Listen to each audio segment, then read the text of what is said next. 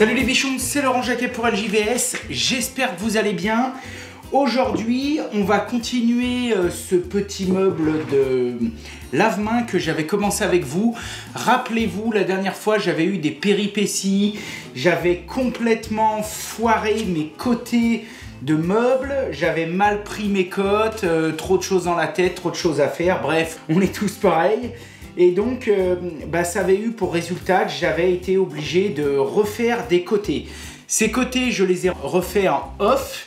Ils sont là, donc je les ai fait exactement de la même façon que ce que je vous avais montré la dernière fois, avec pareil le milieu qui a déjà été rubioté. Et puis comme vous pourrez le voir, eh bien j'ai même mis un petit peu de mastic à bois pour combler les 2-3 petites bricoles parce que on va dire que je suis tatillon. Donc on va pouvoir maintenant enfin continuer le meuble. J'ai toujours un petit taille-crayon, tu vois, de gamin, là, tu sais, que j'achète ça au supermarché ou que je pique à mes filles. Chut. Et je m'en sers pour tailler ça. Alors malgré tout, je me sers encore beaucoup des petits Pika et tout, je les adore. Mais à l'atelier, j'aime encore bien avoir ce genre de crayon. Je les achète par paquet de 10. Bon, ça me dure pendant des années. Hein. J'ai positionné à peu près mon côté ici. L'autre, ça va être à peu près pareil. On va se mettre ici. Et je vais le tracer. Et donc ça va me donner mon écartement 375. Donc ça, on va les recouper tout de suite à la scie anglais. Par contre, le fond, il va faire aussi toute largeur. Donc là, on est en cote finie. Voilà, on va dire 19, presque 20. Oh, il y a toujours de ces cotes. Bon, je vais couper à 20 et après, je mettrai peut-être dixième par dixième à la dégo pour dire d'y aligner bien. Ah, je suis content de vous reprendre. Allez, c'est parti.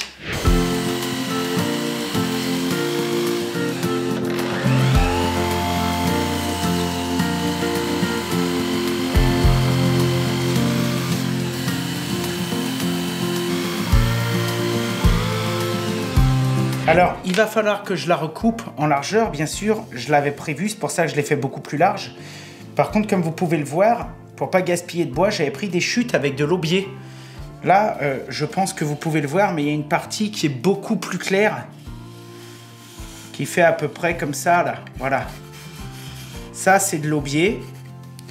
Et on a la même chose de l'autre côté, tu vois, qui fait à peu près, grosso modo, comme ça. Alors là, je suis quand même embêté puisque ma toupie ici est montée en version toupie et quasiment tout est réglé puisque tout à l'heure, je vais avoir besoin de réusiner les portes. Et malgré tout, il faudrait que je puisse me servir de la scie. Donc, j'ai pas envie de tout dépointer, sauf si avec les petites scies que j'ai, ça marche. Attends, je regarde, je fais un point, je te reprends. Donc, ce que je vais faire, c'est que je vais faire ça avec ma bonne vieille TS55 là que j'ai depuis... T'as qu'à voir, c'est elle qui m'avait coupé le pouce, tu t'en rappelles de ça?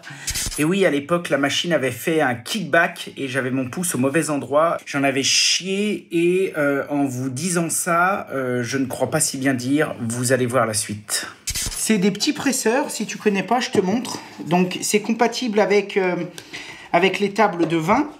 Voilà, donc tu les mets, c'est des valets. C'est la même chose qu'on pourrait avoir sur un gros établi de menuiserie. J'ai découvert ça il n'y a pas si longtemps que ça. Et franchement, c'est trop bien. Et hop, hop, tu presses. Et là, ça tient nickel. L'idéal, ce serait vraiment d'avoir une table MFT à côté. Moi, mon atelier est un petit peu petit, si j'en rajoutais une et tout. Et vraiment pouvoir scier dessus, s'en servir comme martyr, etc. Moi, ça m'embête vraiment de le faire sur mon établi. Tu vois, ça c'est vraiment la config où si je pouvais travailler en pleine table avec la MFT, franchement ce serait mieux. Et voilà, bon écoute, ça m'a l'air bon, on va tester après.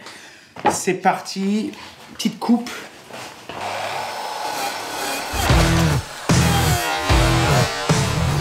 Bon, voilà, ça me rappelle des souvenirs. La dernière fois que ça m'est arrivé, mon pouce était ici. Là, heureusement que mes mains étaient loin. Pourtant, j'essaye de descendre doucement. Il faudrait peut-être que je descende un peu, que j'avance un peu, que je recule. J'avais peut-être mis mon rail trop près. Putain, mais c'est pas vrai. Putain, c'est pas comme si ça faisait 10 ans que je m'en servais de cette bécane. Je Je m'en sers tout le temps. En fait, là, ce qu'il y a, c'est que je suis juste pas dans des bonnes configs. Mais putain, c'est pas normal. En plus, j'ai une lame toute neuve, je devrais pouvoir descendre dedans sans que ça bloque. Je crois qu'ils ont amélioré les nouveaux modèles. Maintenant, dessus, il y a un anti-kickback. Enfin bon, j'en sais rien. Enfin, je dis c'est pas normal. C'est certainement normal. Donc, je suis pas, certainement pas assez qualifié pour juger de ce qui est normal ou pas. Mais, tu vois, voilà, ça c'est pareil. Ça, je pourrais y enlever, y cacher, te reprendre un peu plus loin dans la coupe. Et tu verrais rien. Mais c'est important pour moi que tu le voies. Parce que bah, si ça t'arrive et que tu as ta main derrière, t'as plus de doigts.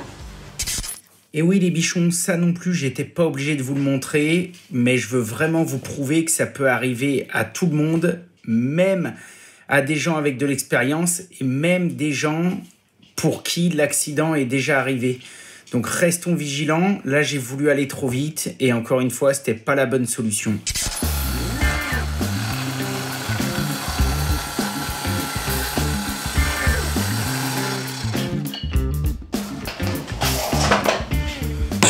Bon bah bien sûr, dès que c'est bien bridé et tout, tout va bien quoi. Pas de problème. Peut-être quand même essayer d'y remettre un petit coup de dégo. Et puis c'est sûr que je devrais prendre le temps de réinstaller une scie et tout. Ou alors d'avoir la table MFT à côté. Ou alors d'accepter de sacrifier ma table et de lui mettre 200 coups de scie. Et ça me gonfle.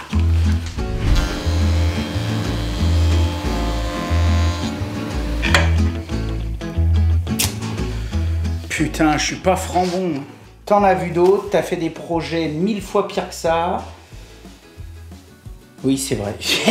C'est vrai que j'ai fait des trucs 10 fois plus chauds que ce petit meuble. Et pourtant, ce petit meuble me donne du fil à retordre.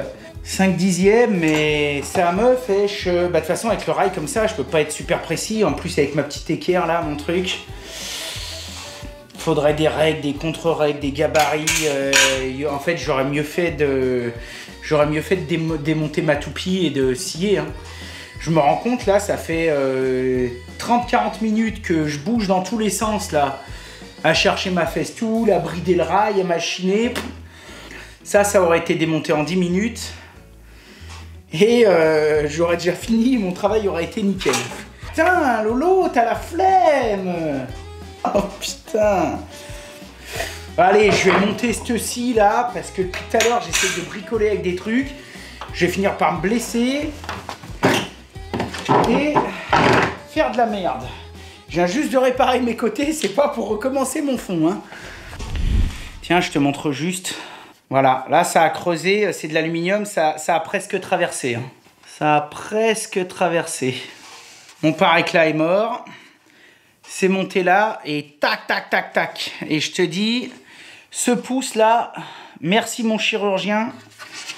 Moi, quand ça m'était arrivé, il était là. Clac!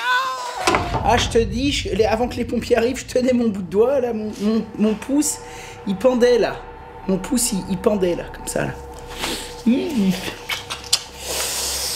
Et j'ai quasiment tout récupéré. Prenez soin de vous. Hein. C'est toujours ce qu'il y a de plus important, prenez soin de vous.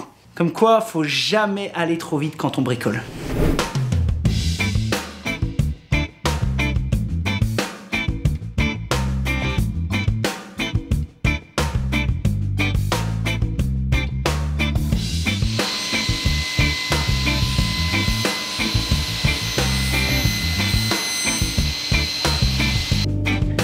Là, on est parfait.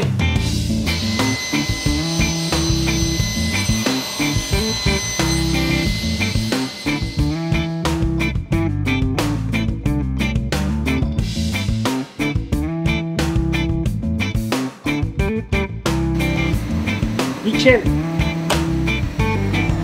Allez, ça c'est bon.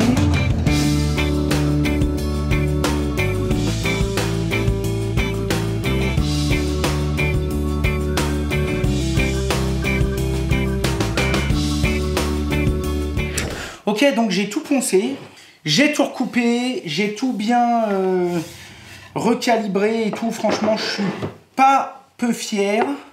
Mais là, je parle de menuiserie, mais je suis même pas sûr que ce soit vraiment de la menuiserie. Je pense que là, on est plus dans l'ébénisterie. Hein. Alors, je suis pas en train de dire que je suis un ébéniste, attention. Hein.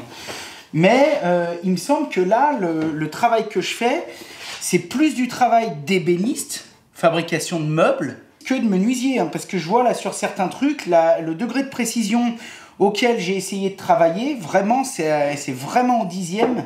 Et je pense que c'est plus un travail d'ébéniste que de menuisier. Vous me direz dans les commentaires ce que vous en pensez. Est-ce que j'essayerais peut-être pas de le visser avec du système Craig par en dessous, là par les côtés et là-haut?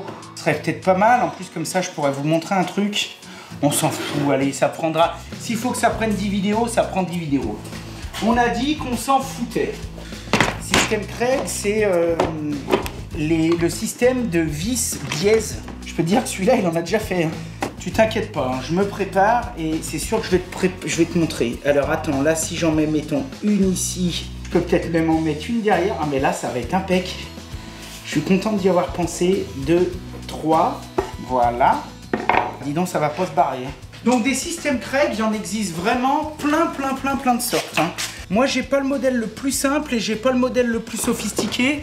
Pour la simple et bonne raison, c'est que j'en fais, mais j'en fais vraiment de temps en temps. Mais par contre, toutes les fois, en étant très honnête, toutes les fois que je m'en suis servi, ça a été une bonne surprise. C'est-à-dire que c'est quelque chose qui est simple, mais qui fonctionne bien. C'est pas trop cheap. Franchement, j'en suis bien content. Ça, c'est vraiment quelque chose que je peux vous conseiller. Donc, tu vois, là, il y a plein de systèmes. Tu vois, ils ont plein de pinces un peu spéciales pour venir brider. On peut aspirer. Sur le système que j'ai, après, il en existe des très gros, hein, vraiment, où vous pouvez bourriner, plus pour les pros ou pour les gens qui sont absolument passionnés par ça. Et après, il en existe aussi des plus petits qui sont transportables. J'avais ça, moi, à l'époque, sur le chantier. Et donc, après, pour ça, on a des vis. On a des têtes différentes et on a des filets différents. Donc là, j'ai 2 trous à faire.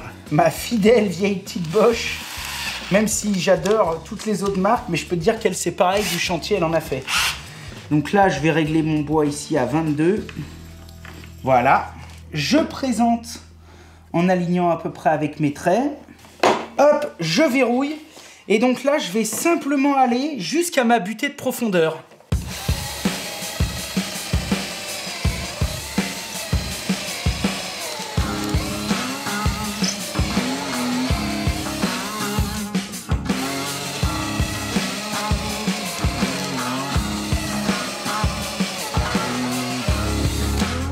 Voilà. Donc là, de ce côté, il n'y a rien. Hein? Là, en bout, il n'y a rien. Mais là, on se retrouve maintenant avec 2 empreintes qui sont impeccables. Et vous allez comprendre tout de suite. Imaginez que je viens mettre une vis ici. Elle devrait sortir pile au milieu du bois.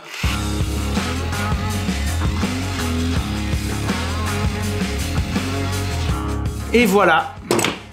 Donc tu vois un peu l'intérêt de ce système. Franchement, c'est quand même pas mal. Donc là, bien sûr, on y rajoute ou pas de la colle. Si on les place au bon endroit, ça fait des fixations cachées. Et ça reste démontable. Parce que ça, t'imagines bien que ça va être contre mon mur. Personne ne va jamais venir y voir. Souvent, j'essaye quand même de vous donner des petits trucs et astuces pour que ça vous coûte un petit peu moins cher. Et ça, typiquement, c'est pas très onéreux. Et franchement, en étant vraiment réglo, hein, vous le savez, quand il y a quelque chose qui me gonfle, je vous le dis, en étant réglo, lui, ça doit faire 5 ans que je l'ai et je vous garantis qu'il en a tartiné. Hein. Et tu vois, il est encore impeccable. Donc voilà, comme ça, ça pourra peut-être vous donner des idées.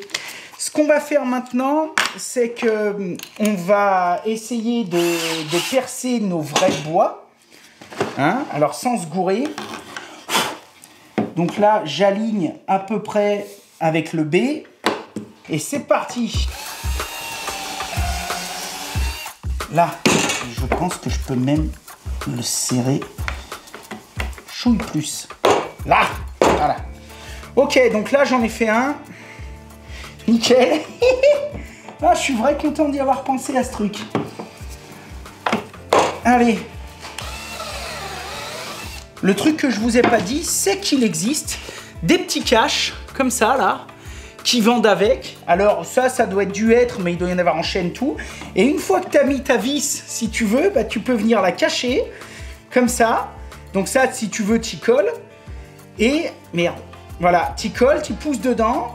Tu peux y remettre un coup de ponçage, un coup de pâte à bois, ça se voit pas.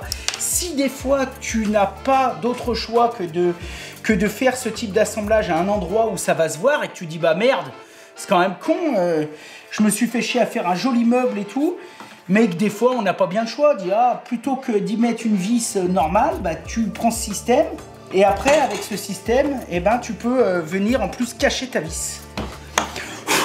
Là je te garantis que on va quand même y mettre de la colle pour le folklore, mais...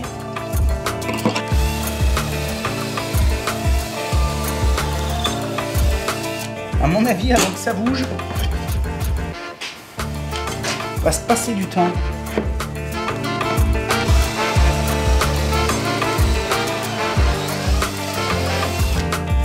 Voilà. Regarde ça. C'est impeccable, hein. Allez hop, on y va, en route pour l'aventure. Oula, punaise. C'est là que tu prends un coup de vieux. Oh, je sais pas si vous connaissez ça. Si ça vous rappelle quelque chose. Ah, ce truc de vieux. À force, vous savez, avec Bichon TV, tout ça, de rencontrer des spécialistes, on ne met jamais une vis dans du bois avec un système à impact, à percussion. Moi, j'étais le premier à prendre ma visseuse impact, tac, tac, tac, tac, tac, tac. En fait, il y a plein de spécialistes qui ont fait des tests et ils se sont rendus compte que, par exemple, une vis standard de charpente, donc une grosse vis pour ossature bois, eh bien, quand elle était vissée avec un vrai système traditionnel de visserie, elle pouvait tenir 2 tonnes. Et quand on mettait la même vis avec le même procédé, quand derrière on la passait au rayon X, etc., eh bien, on se rendait compte que cette même vis ne tenait plus que 200 kg. Enfin, nous, on a fait pas mal d'émissions où on a eu des associations de spécialistes de la construction bois qui sont venus en parler et qui nous en ont parlé un peu comme d'un fléau en nous disant mais c'est la folie parce qu'aujourd'hui tout le monde fait tout à la visseuse impact, mais c'est pas bon pour les vis parce que les vis sont constituées de plein de couches de ferraille et donc ça éclate les couches de ferraille, c'est pas bon pour les vis, c'est pas bon pour la structure. Et même apparemment quand ils passent, parce qu'il y avait aussi vraiment des super spécialistes du bois, même apparemment quand ils passent le bois derrière au microscope, eh bien ils constatent que quand c'est vissé, la fibre accompagne le mouvement de la vis et que quand c'est vissé à l'impact, eh bien ça casse les fibres du bois et donc la vis à terme tient moins bien. Voilà, donc moi quand j'ai appris ça, ça m'a fait un choc parce que tu penses je faisais quasiment tout à la visseuse impact, là tu sais les petites visseuses à choc. Et apparemment il ne faut surtout pas, voilà. Moi, alors je leur ai dit, bah oui, mais tout le monde en fabrique. Et du coup, la réponse que j'ai eue, c'est ça, c'est bon pour l'acier ou c'est bon pour défaire des roues de bagnole, mais ça ne devrait pas exister pour le bois. Voilà, moi je passe le message. Hein, et j'en ai 2 ici que j'adore, mais j'essaye de moins m'en servir. Je sais pas trop si tu vas pouvoir bien y voir, hein, parce que le souci que je vais avoir, c'est que pareil, je vais coller, donc il va falloir quand même que je me manie un peu la bobinette. Je vais pas en mettre trop de la colle. À mon avis, je serais même pas obligé de coller. Si les anciens me voyaient, ils me crieraient dessus parce que aujourd'hui, c'est comme on en parlait la dernière fois avec les collègues plombiers. Aujourd'hui, tu sais, c'est vrai qu'il y a tellement de colle et tout qui sont très bien, hein, mais c'est un peu la manie du silicone, quoi, tu vois. C'est un peu maintenant on colle tout, on colle tout, on colle tout. Et c'est pas super bon, quoi. C'est pas super bon. Dans le temps, les anciens, ils collaient rien. C'était tout des vrais assemblages vissés, mais au moins quand il y avait besoin de déplacer une armoire normande ou quoi que ce soit, et ben les gars ils venaient, ils démontaient tout vis par vis, ils pouvaient tout réassembler. Putain, je t'ai dit, je vais me faire chier. Ils pouvaient tout réassembler super fastoche, et voilà, et c'était pas plus mal. Donc c'est pareil, j'essaye des fois de coller un peu moins, mais bon après, bon. Pareil, hein, on peut pas être parfait, surtout essayer de tout faire nickel. Je pense qu'après, on est des bonhommes ou des nanas et on essaie juste de faire un peu comme on peut. Alors attends, parce que je vais présenter déjà l'enfant à sa mère. Tu m'en veux pas, je te laisse sur le côté. Hein. Là, il me faudrait dans l'idéal un cadreur qui me tourne autour pour te montrer au mieux. C'est ce que j'essaye de faire seul, même si, encore une fois, j'ai une super équipe et quand j'ai vraiment besoin, je leur demande. Mais voilà, on est dimanche, donc la super équipe, elle est comme tout le monde. Elle est avec sa famille en train de préparer, je sais pas, le sapin de Noël.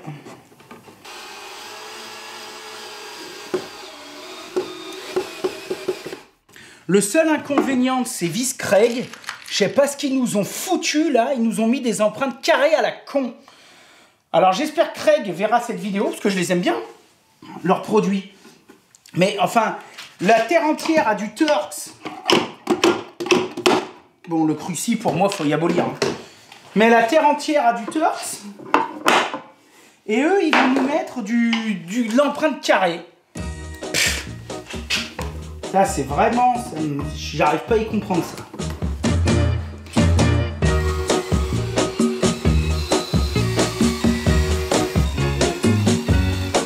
Ça dépanne, c'est serre-joint, mais... C'est vrai, ça dépanne, hein. C'est vraiment de la troisième main, quoi. Mais c'est vraiment... vraiment pas... si vous deviez acheter qu'une paire de serre-joints, je vous conseillerais pas ça. Hein.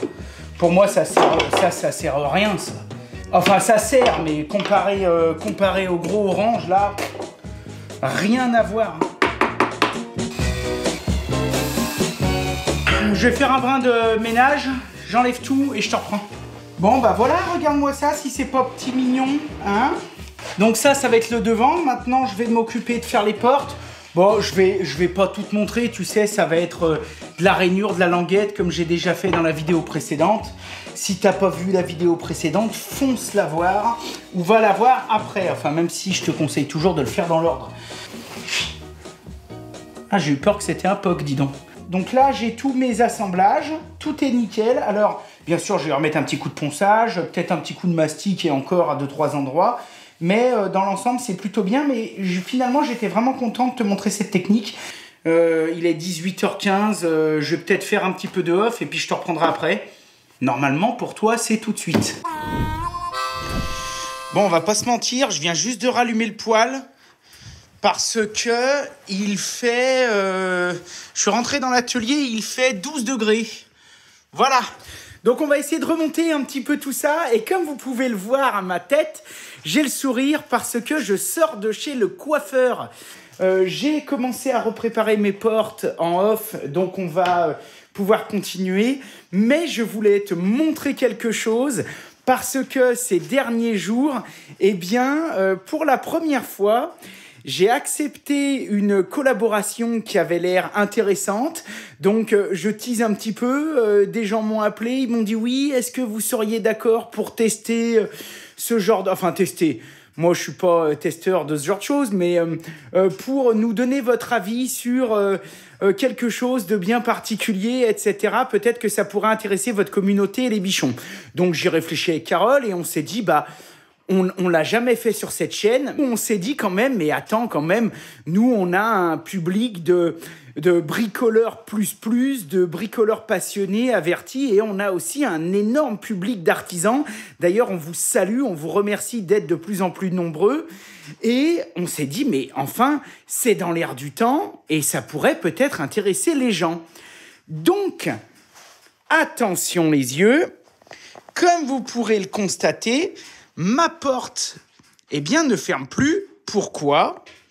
Parce que Romain, le collègue, là, TPF, là, le plombier, a eu la gentillesse de me prêter cette rallonge. Cette rallonge, qui va à ce chargeur, qui va... Putain, ma caille! Volkswagen, ID Boss, Cargo, et regarde-moi un petit peu cette tête de beau gosse. Moi, je l'adore. Pour tous ceux comme moi qui ont connu vraiment les anciens combis, je trouve qu'ils l'ont trop bien réussi. Il existe plein de couleurs, plein de choses. Donc voilà, franchement, regarde-moi un peu la tête qu'il a. Et sincèrement, ça fait 2-3 jours que je roule avec. Je le trouve génial. Bon, ce que je te propose, je ne t'en dis pas plus. Tu vois, je le laisse charger. Il a besoin de charger. Tu vois, il est déjà un petit peu un petit peu sale parce que j'ai déjà pas mal roulé avec, parce que voilà, quitte à essayer quelque chose et puis vous donner mon avis, autant que je m'en serve vraiment carrément. Donc, ce que je vous propose, c'est qu'on va continuer là notre petit meuble. On ira faire un petit tour et puis je vous donnerai mon ressenti. On parlera de tout un tas de choses. Je l'ai pendant une semaine, mais franchement, je trouve que c'était quand même une bonne idée de pouvoir vous montrer ça. Parce que ça fait un petit peu partie quand même de nos quotidiens, nous bricoleurs, d'avoir quand même un outil de travail qui nous permet de trimballer tout un tas de choses. Vous allez voir, franchement, c'est pas mal. Bon, ce que je vous propose en attendant, c'est qu'on continue le petit meuble. C'est parti!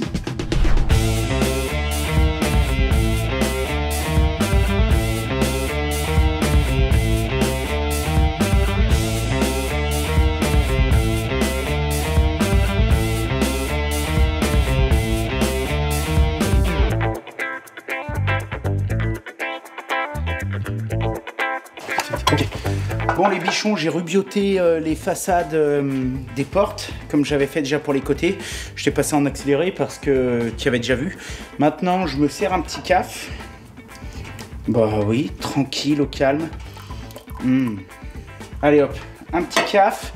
Et je vais me coller les portes, pareil, rapidos. T'as déjà vu, c'est le même principe que les côtés.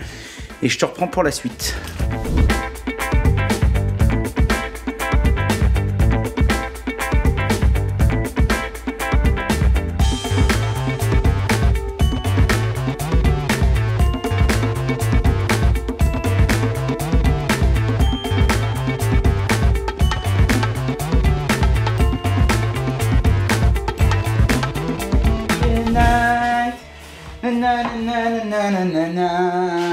Don't stop me now.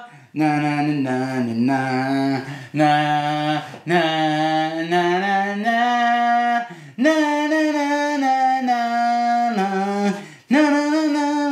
na na na na. Chanteur, putain. J'ai collé mes portes, elles sont là, elles sont sur le côté, j'ai noté l'heure, je vais attendre 15-20 minutes. En attendant en off, j'avais commencé à réfléchir pour sauver mes portes. Est-ce que tu te rappelles? Enfin, mes portes. Mes côtés que j'avais foirés, dernière vidéo, rappelle-toi. Ces portes, je les trouvais trop belles, j'avais pas envie vraiment de les virer. Et j'ai commencé en off à préparer une caisse, voilà, qui va être comme ça, à ses dimensions définitives. Une caisse où il y aura, pareil, j'ai récupéré des bouts de chute de chaîne qui sont un petit peu piqués. Mais c'est pas grave, ça ira bien pour ce que c'est faire. Et puis quand j'aurai sérusé ça, ça va être tout joli. Ça va faire un petit côté un peu ancien. Alors par contre, cette caisse, il faut que je lui fasse un fond. Parce que derrière, je pense que je vais venir encastrer un morceau de contreplaqué chaîne que je dois avoir. Attends, je vais voir si je le trouve.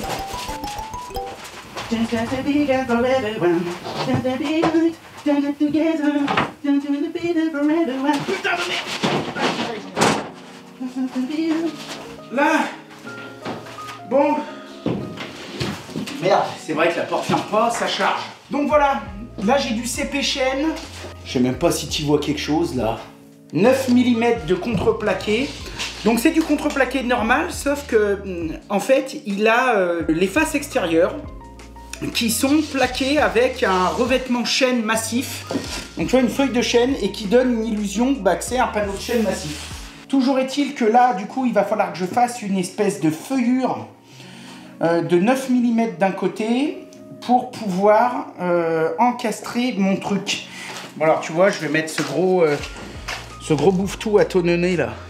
Là, il va falloir que j'enlève celui-là.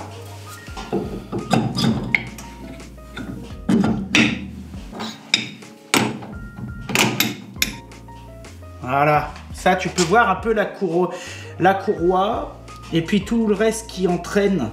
Et donc derrière j'ai la même chose. Donc là j'ai une poignée pour désengager. Hop, là je suis à 3500, là je suis à 6500. Là je suis à 8000 tours et 10 000 tours. Donc là je descends juste d'un cran et je vais descendre d'un cran de l'autre côté. Et une fois que c'est bon, je retends. Et je vérifie que ma courroie soit bien positionnée. Et donc là, normalement, bah, tu vois que c'est pas mal positionné là. Tu vois un peu le mécanisme. Donc là, la poignée, tu vois, c'est celle-là là, qui sert à désengager. Donc là, on va refermer ça. Attends, je vais mettre un petit peu.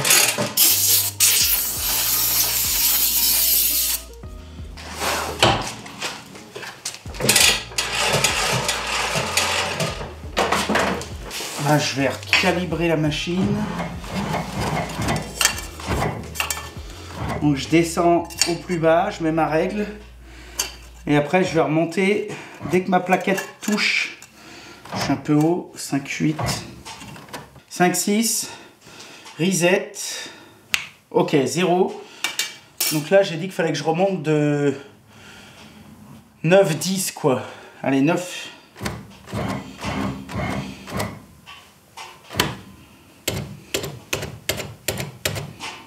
Allez, 12. Ça donne... Ouais, c'est ça. Allez, hop. Hop. Sécurité, c'est bon. Ça, c'est bon. Lui, il va passer comme ça. Là. Là, toujours bien remonter les manches. Hein. Et c'est parti.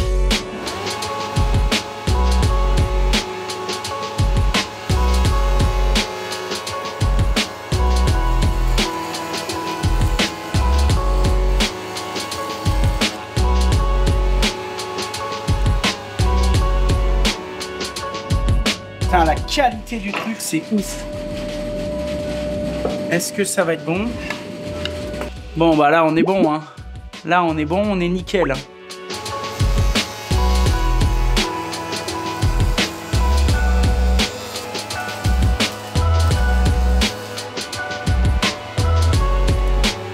J'ai fait mes feuillures sur tous mes côtés. C'est impeccable. Je pense que je ferai un assemblage dominoté collé. En sachant que là, bon bah maintenant c'est plus possible, mais j'aurais presque pu faire des coupes à 45. Hein. Ça aurait presque même été mieux. Je vais essayer de voir si je peux faire un LR32. Alors le LR32, vous connaissez, c'est le système un petit peu des meubles suédois. C'est-à-dire que sur chaque façade, vous avez 2 séries de trous. Un avant, un arrière, et ces trous sont espacés de 32 mm, c'est pour ça que ça s'appelle le LR32. On connaît tout ça, là tu vois j'ai des caissons de cuisine, j'en ai, enfin il y en a vraiment de partout. On peut faire varier la hauteur de ces étagères en fonction de ce qu'on met dedans. Donc c'est ce qui me paraît le plus pratique, même si là encore une fois je ne serais pas obligé de faire tout ce cinéma. Je pourrais diviser ma hauteur de pharmacie en 2 et mettre simplement au milieu une étagère et terminer. Là, j'avais envie aussi de vous montrer ça. Je crois que c'est 32 et je crois que c'est 37 en profondeur, il me semble. Après, c'est normalisé, mais c'est toujours pareil. Vous faites comme vous voulez. Si vous voulez les espacer de 32 et puis les mettre à 15 du bord, vous faites vraiment comme vous voulez. Première solution, soit vous pouvez tracer avec votre crayon, votre équerre et puis après percer. Moi, je vous le conseille pas parce que c'est le meilleur moyen d'avoir à la fin une étagère un peu boiteuse, un peu foireuse. Deuxième solution, c'est ma préférée, c'est la solution Festool. Moi, j'ai un kit Festool LR32 qui est pas mal. C'est cher, mais c'est pro, c'est précis, c'est pratique. Et quand vous avez des séries à faire pour un petit menuisier qui veut pas investir qui a pas de CNC, qui fait 8 trous en même temps, des trucs à 50 000 balles, ça peut être un bon compromis. Voilà, moi le mien je l'adore. Maintenant, je pense que c'est pas nécessaire que je sorte ce kit pour faire 2 façades de 30 cm. Je trouve ça un peu pénible, un peu ridicule de tout mettre en place pour, voilà, je vais en avoir pour plus de longtemps de mise en place que de perçage. Donc il existe une troisième solution, il y en a peut-être d'autres. Moi j'ai un kit qui est très vieux, que j'ai depuis... je sais pas, enfin très vieux. C'était pas un truc à mon grand-père. Hein. Il aurait d'ailleurs, je pense, adoré ce genre de système. J'avais dû acheter ça, je sais pas où, sur internet. C'est un petit kit LR32. C'est très abordable et ça se présente comme ça. Donc en gros, c'est un gabarit sur lequel vous avez déjà des trous qui sont espacés à la bonne distance. Tu vois, c'est livré dedans. T'as déjà le petit foret. Et bah, il n'y a rien de plus pratique. On le présente, on perce. On fait ça d'un côté de l'autre, c'est pareil, c'est fini. Si vous voulez vraiment respecter la norme des 37 mm, eh bien c'est facile puisque le bord par rapport au guide est à 37 mm. Donc c'est-à-dire que si là je veux vraiment être à 37 mm, je ne vais pas me servir de la butée. Je vais venir placer mon guide ici à ras. Et si je perce, je serai à 37 mm et mes trous sont espacés de 32. Si vous vous en foutez, ou si comme moi vous avez ici une surface pas large du tout, et que vous vous dites peut-être, bah tiens, si j'en mets un à 37 et l'autre à 37, mes pins ils vont être espacés de que dalle. À ce moment-là, bah, bien sûr, d'abord vous pouvez faire comme vous voulez, mais sinon avec, il livre une petite butée que vous enfilez comme ça, et donc que vous allez pouvoir venir caler contre votre support, et donc bah, vous serez plus qu'à 25 du bord. Donc moi dans mon cas, ce que je vais faire, c'est que je vais me mettre du côté de la façade avant, du côté des portes, je vais me mettre à 37 mm parce que je vais y installer des charnières de porte invisibles. Tu sais, les charnières, les mêmes que sur les meubles de cuisine. Et donc sur ces charnières, bah, y a la partie charnière qui est dans la porte et il y a ce qu'on appelle une embase. Tu vois, c'est ça là.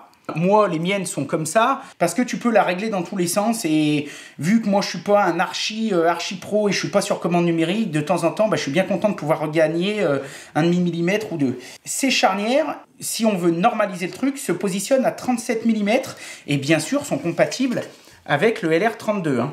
Voilà. Exemple parfait. Donc ça veut dire que si je me mets à 37 mm, et en plus au LR32, eh bien je vais pouvoir me servir des premiers trous pour venir fixer ça.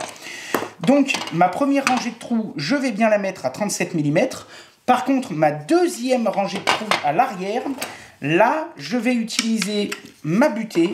Et même ça va peut-être même me le redécaler, me le mettre à 10-15 du bord, ce sera peut-être même pas mal. Et donc comme ça, bah, ça va me reculer un petit peu l'arrière de manière à ce que mon étagère soit bien stable. La chose qui est très importante, c'est surtout de faire en sorte qu'à la fin, les trous soient alignés. Donc on va commencer par celui-ci. Voilà, mon forêt est fixé. Tout est bon, je suis à fleur, et on y va.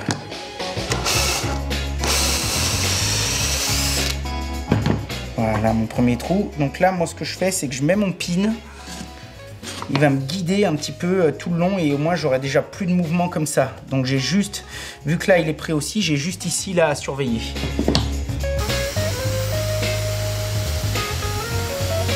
Je le remets ici. Allez, je vais faire le dernier, ça suffira. Je les ai tous faits, mais c'est presque ridicule. J'aurais pu faire par exemple que ceux du milieu. Parce que je sais très bien que je ne vais jamais mettre mon étagère ni ici, ni là, ni là.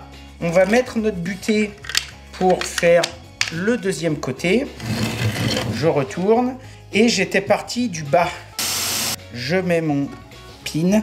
Donc tu vois, on va être très très proche, hein, puisque là, mon fond en contreplaqué chêne va arriver ici, là. Donc tu vois, je suis vraiment à l'arrière. Hein. Donc là, putain, je suis nickel. Donc, on se rappelle, je fais pas le dernier. Donc, pour pas me tromper, je vais commencer de là.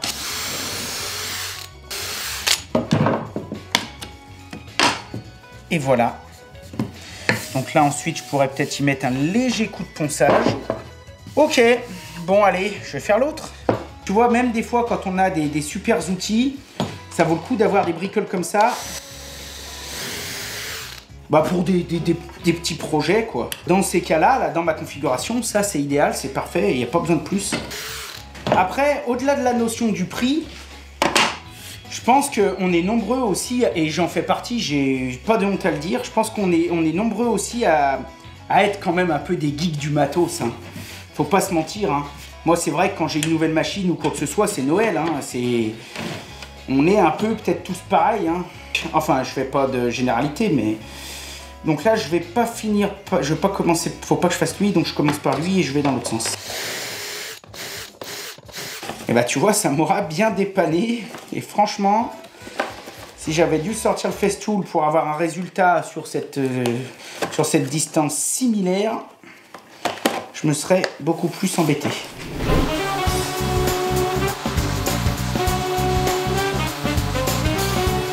Allez, donc là... Pour cette étape, on va se servir de la petite domino mini, enfin de la domino standard. Donc de chez Festool, c'est une machine d'assemblage qui va servir à faire des tenons mortaises, faux tenons. Alors ce qui compte de toute façon, c'est que notre surface de référence soit la même. Donc là, notre surface de référence va être extérieure. Donc là, nous, il faut qu'elle soit extérieure. Ensuite, là, on a 3 pré-réglages. On a soit l'ajustage parfait, donc c'est-à-dire que notre fraisage va faire pile poil la taille du tenon et il va falloir peut-être même lui mettre un petit coup de marteau pour l'enfoncer. Soit on lui donne un tout petit peu d'aisance, soit on lui donne beaucoup d'aisance. Donc ensuite, je vais me servir ici, là, des butées, là. J'avais un patron en menuiserie, il me disait toujours, moins tu traces, mieux t'es précis. Donc là, c'est bien parce que, tu vois, en fait, si je mets le côté de ma planche contre cette butée, eh bien, je sais que de l'autre côté, je me mettrai aussi contre cette butée, je suis sûr d'être bon. Mettre ça en butée, et comme ça, bah, au moins, voilà, je suis bon, j'ai pas besoin de tracer. C'est parti. Donc là, je me mets en butée à droite.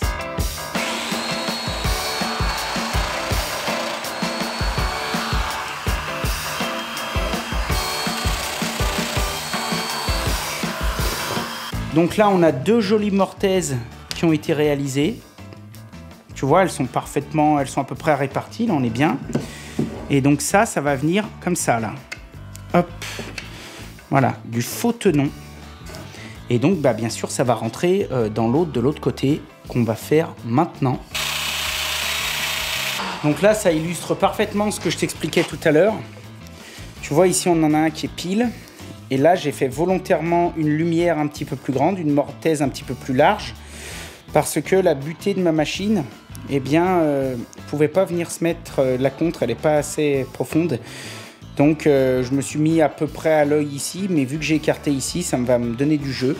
On va tester ça. Parfait. Voilà. Donc là, j'ai fait mon assemblage, je suis nickel chrome à fleurs. Alors bien sûr les bichons, là c'est tenon mortaise, mais il va falloir mettre de la colle, on est bien d'accord. Donc je vais faire ça tout le tour, hein, et puis quand ce sera fini et que ce sera prêt à coller, je te reprends.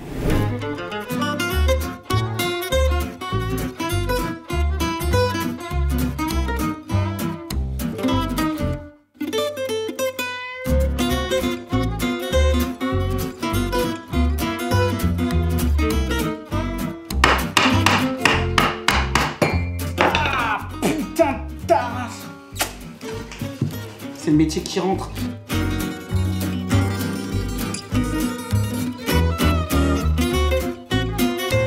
18h10. » Ok, bon bah ça c'est bon, c'est collé. Ah, je me suis vraiment fait mal les mecs. Ah, punaise. Bah oui, c'est violet. Ah.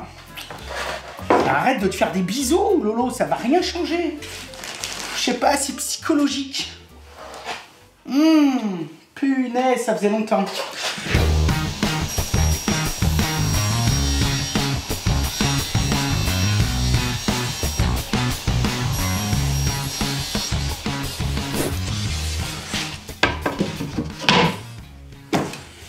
Nickel. Nickel, nickel. Donc je vais pas le fixer tout de suite, puisqu'avant il faut que je mette un gros coup de ponçage de partout. Écoute, je te reprends dès que je peux pour la suite.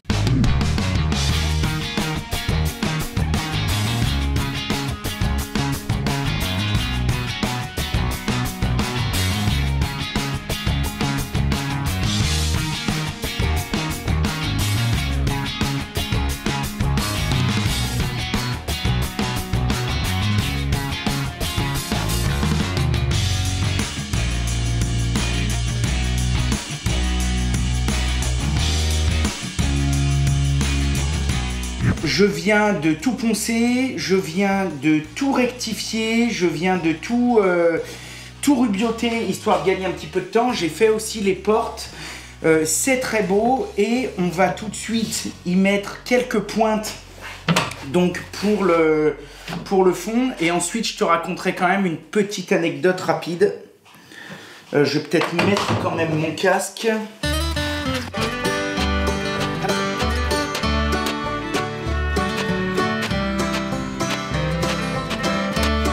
Donc ça c'est cloué, hop là.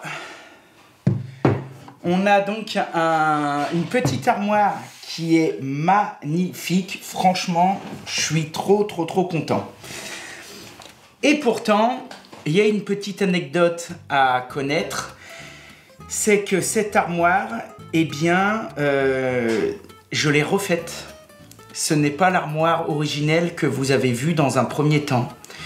Pourquoi ? Parce que l'armoire originelle, en fait, je m'étais encore trompé, faute d'inattention. Et au lieu de mettre les côtés vraiment à l'opposé, eh bien, j'ai mis les côtés à l'intérieur et donc ça par-dessus.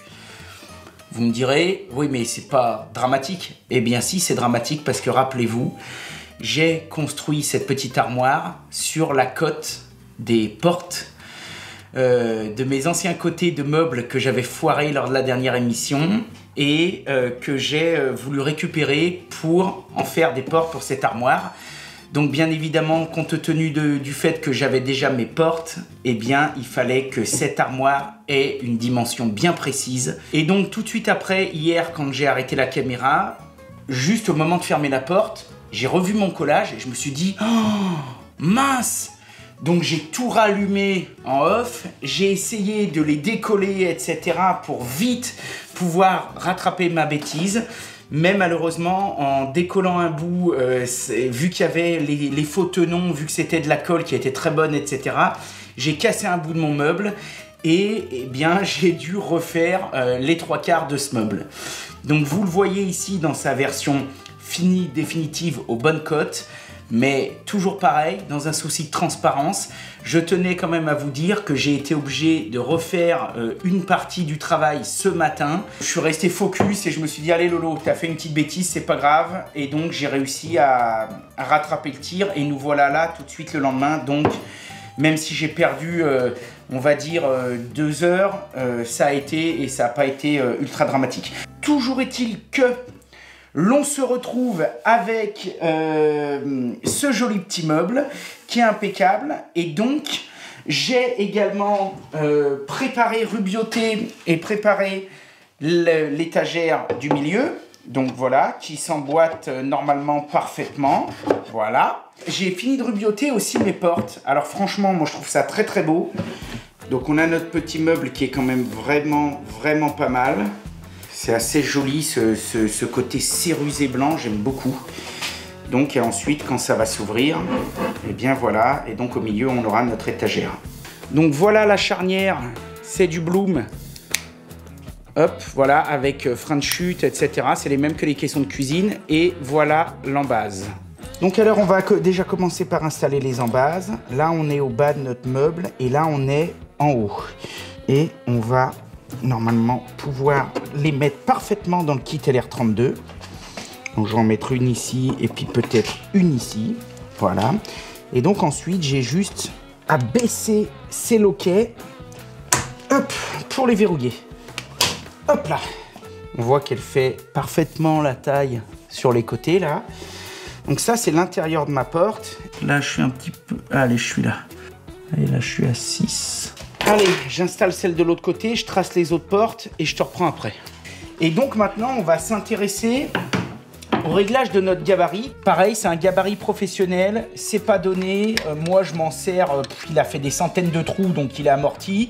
Si vous êtes pro, bien évidemment, il faut investir là-dedans direct. Si vous êtes un bricoleur ultra averti et que vous en avez des grands besoins, je vous conseille aussi d'investir. Donc ça, c'est le Bloom Eco Drill. Mais après, c'est pareil, il existe des solutions plus abordables. Je crois aussi que Craig en a, mais sinon, il y en a plein qui doivent en avoir, Wolfcraft, etc. Donc, notre charnière va venir se clipser dessus très facilement. Voilà, je clipse toujours le devant et je finis par l'arrière. Et pour la sortir, derrière, j'ai un petit levier. Et hop, tu vois, un petit levier ici. Et en fait, ça la déclipse très facilement. Donc, je la présente. Et ensuite, je vais la replier comme si mon meuble était fini. Et normalement, cette partie-là devrait venir se plaquer devant. Donc, on la laisse se replier. Voilà, donc là, la porte est censée être fermée. Et j'observe bien que le métal, donc que ma charnière, est bien en contact avec le bois. Je vais venir mesurer. Donc là, j'ai 8 mm. Ouais, voilà, là, j'ai 8 mm. Entre le côté de ma porte et le bord de ma charnière. Alors je fais ça parce que ici sur mon guide, là j'ai des petites roulettes avec des numéros qui correspondent à des millimètres. Et donc je peux faire varier en gros cette hauteur au moment de percer. Donc là je vois qu'elles sont bien réglées sur 8 mm les deux. Et donc bah, c'est impeccable. Donc là je vais me mettre vraiment à mon petit coup de trait de crayon que j'ai fait tout à l'heure. Et je vais venir verrouiller mon guide avec les deux poignées. Donc là, j'ai 3 forêts sur ressort. J'ai besoin de 3 trous. Le central qui fait 35. Et ensuite, ici, 2 de 5. Donc sur les côtés, j'ai mes 2 de 5 et j'ai mon central. Et donc, on va pouvoir percer ça. Je vais déjà commencer par percer les 2 petits. Hop. Alors bien sûr, là, la hauteur est pré-réglée. Hop. Et ensuite, le gros.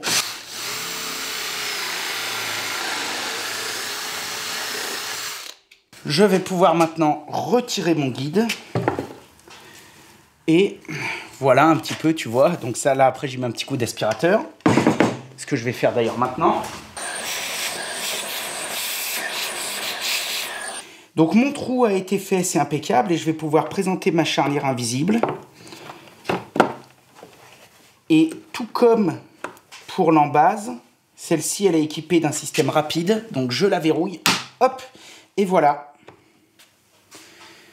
J'ai ma première charnière qui est installée. On va faire la deuxième.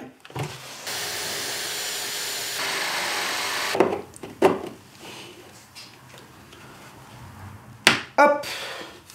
Je vais faire les 2 autres en off. Et puis on se retrouve sur le meuble pour fermer tout ça. Bon les bichons, les 4 charnières ont été installées. Et on va voir tout de suite ce que ça donne. Alors bien sûr, il y aura peut-être certainement 2-3 micro-réglages à faire. Mais normalement, ça devrait être pas mal.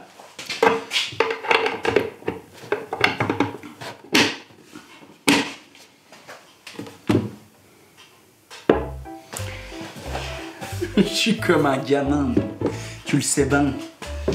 Il n'y a pas besoin de grand chose pour rendre un bricoleur heureux. Surtout vu comme je galère depuis le début. Alors, encore une fois, là par contre, il y aura certainement encore des réglages. 1, 2, ouais, tu vois là, il va falloir que je la redescende un petit peu. Donc, il faut que je les redescende un tout petit peu et que je les rapproche un tout petit peu. Ça, c'est pas un souci.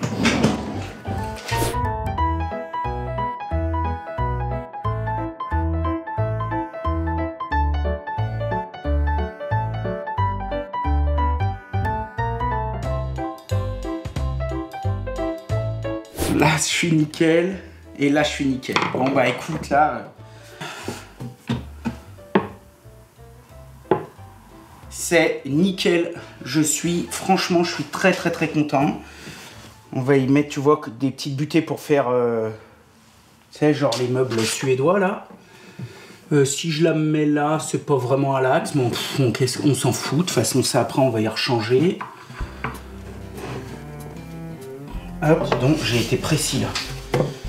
Voilà. Là, je suis impeccable. Là, normalement, bien sûr, après, quand on a enlevé les portes et qu'on les remet, normalement, elles restent réglées. Hein. On n'est pas à l'abri d'une micro-broutille de trucs à re-régler, mais normalement, ça reste re-réglé. Si je te mets ça pour le rehausser un petit peu, voilà le meuble. C'est nickel. Franchement, je suis bien content. Ah, il y aura peut-être un micro-équilibrage à faire. Je le ferai. Ok. Bon, et ben je vais remettre l'autre meuble et on va voir un petit peu où on en est. De toute façon, l'évier, enfin le lavabo sera mis vraiment à la fin.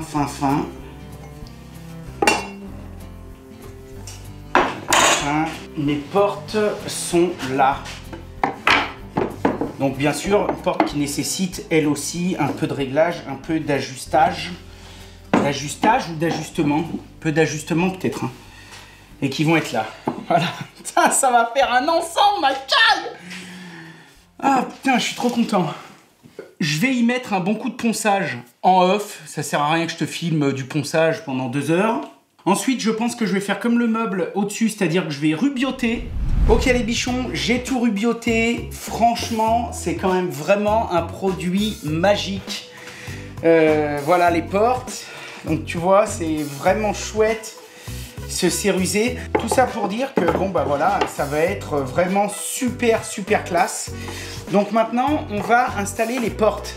Alors là, par contre, pour cette partie, pour la partie basse comparée à la partie haute, on n'a pas mis de système LR32 parce qu'il va certainement pas y avoir d'étagère. C'est même sûr parce qu'avec le siphon, etc., ça va être un peu la galère.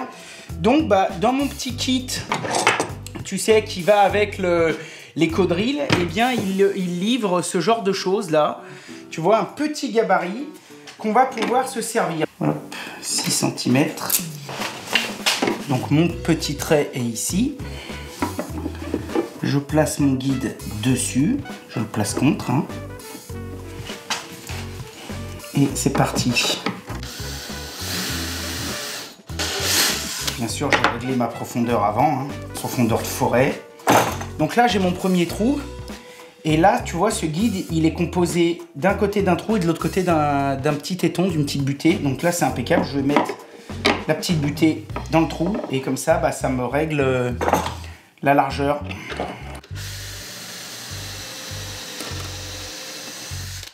Hop là, nickel. On va essayer tout de suite une embase. Voilà l'embase. Hop, tiens là, l'avantage avec le Rubio, c'est que je peux effacer mon trait très facilement.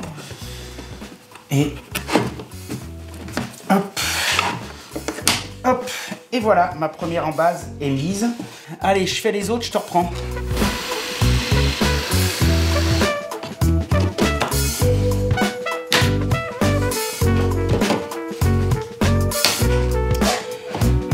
Allez, bah nickel. Là, bah voilà. Hop, hop, hop, hop. Pour la prochaine étape, il va falloir que je commande les poignées de porte. Je vais commander des petits boutons, là, voilà, tranquille, tout ce qu'il y a de plus simple. Finalement, pour le haut, tu sais, je me tâtais au début, à la première vidéo, d'y mettre peut-être une traverse. Mais en fait, il n'y en a absolument pas besoin, ça tient très bien. Il n'y a aucun souci, ça va être très joli. Le robinet, donc j'ai dit que je l'avais. Il me faut une bonde, donc il faut que je regarde. Tiens, attends, je me le note. Regardez, bonde. C'est une bonde de lave-main, c'est pas une bonde de lavabo. Il n'y a pas de trop-plein. Hein, ne vous faites pas avoir. Regardez aussi siphon lavabo. Là, je suis peut-être pas obligé d'en prendre un chromé. Parce que de toute façon, il va se voir que quand le meuble sera ouvert. Du silicone, j'en ai. Tout ce qu'il faut pour fixer, j'en ai. Ah, ça va vraiment être parfait. Putain, je suis trop content. Bon, les bichons, bah voilà. Prochaine étape, je pense que ce sera dans le prochain épisode. On installera les poignées, on installera les miroirs, on installera la bonde, la robinetterie, on installera tout. Et on ira tout fixer là-bas. J'espère que ça t'aura plu. Tu vois encore pas mal de galères, mais... on touche au but, on touche au but. Et puis voilà, marque-moi en commentaire ce que t'en penses. Et puis aussi, marque-moi en commentaire les projets sur lesquels tu es en train de travailler. C'est toujours intéressant pour moi, pour la communauté et tout. Ça fait plaisir, comme ça on se soutient tous. Si on se revoit pas avant, je te souhaite quand même de super bonnes fêtes de fin d'année. Parce que cette vidéo va peut-être sortir aux alentours du 15-20. Donc je pense qu'on sera quasiment à Noël, ma caille. Donc du coup, bah voilà.